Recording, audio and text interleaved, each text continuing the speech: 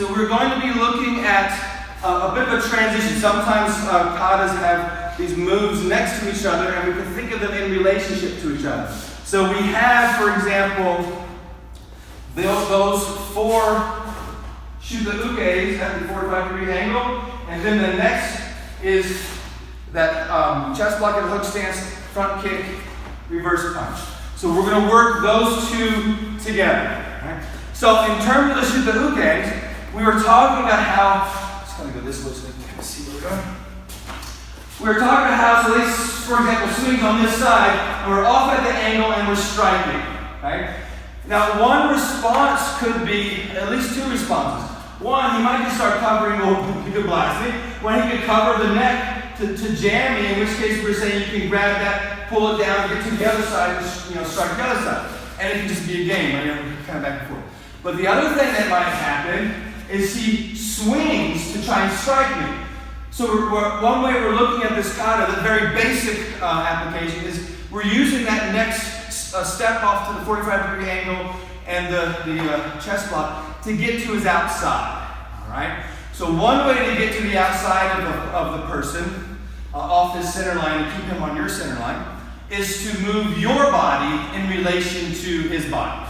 So what we're going to think about is, after that strike, and you notice in the kata, the left hand reaches as part of that windup. So we're going to use that transitional reach as a check. So we've got the strike, he ends up swinging at me. So I'm going to check it. So now I got to get out of here, right? So what we're going to do is use that motion to move his limb and to get to his outside. So we're just going to take that step, hand comes underneath, and I'm using that chest block to get, now look where he is. I'm almost on his rear, but I'm definitely off his center line, and he's still on my center line.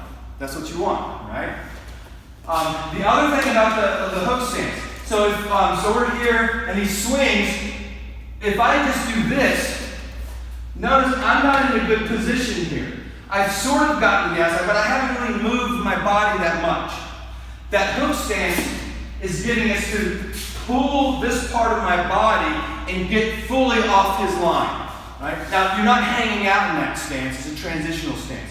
But what I want us to think about is how that gets our body all the way moved around. Because there could be a tendency to be here, swing, and I don't move, and I try to do this, now I'm strong-arming him. He's a big guy, he's not going to do it. But I'm probably not going to be able to shift his body like that. But if I step off to the side, and swing this way, now I've used my stance to get off the center line. I don't have to use much power to control that limb. Right, so that's the first thing. The hook stance is getting us to the outside.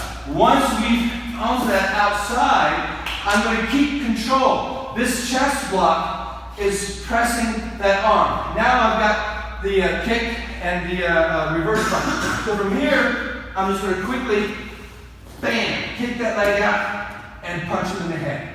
Okay? So that's the front kick, reverse punch.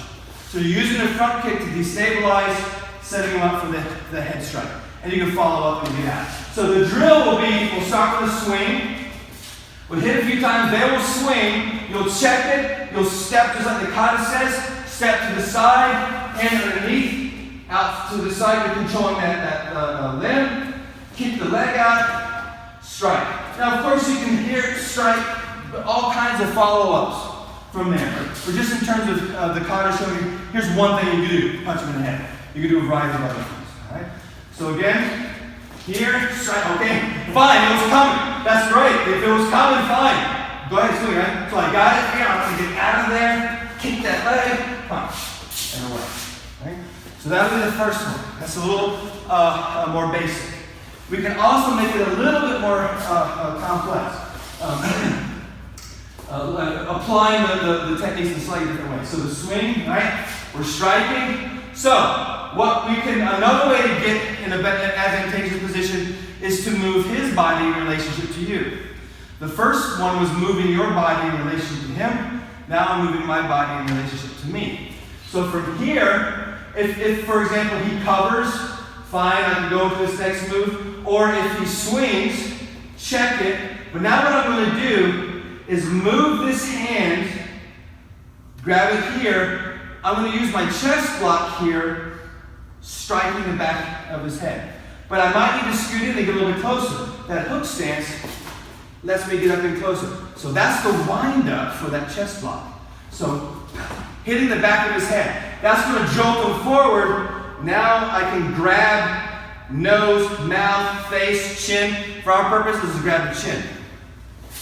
And we're going to use the chest block. That's going to peel and disrupt his body posture.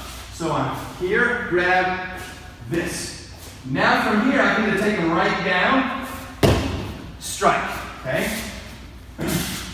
If he's not going down, from here, boom. He's not going down, kick, strike, and out. It's still chest block, front kick, reverse punch. A little more complicated, but it's a nice in-close fighting move. So the first one you're getting to is outside as quickly as you can, right? This one you're staying in there, but you're repositioning his body so that he's giving you your back. So one more time on that second one. We're here, boom, this. That's twisting his body. I'm coming up, striking, grabbing, pulling back, kicking, striking, and out. Okay?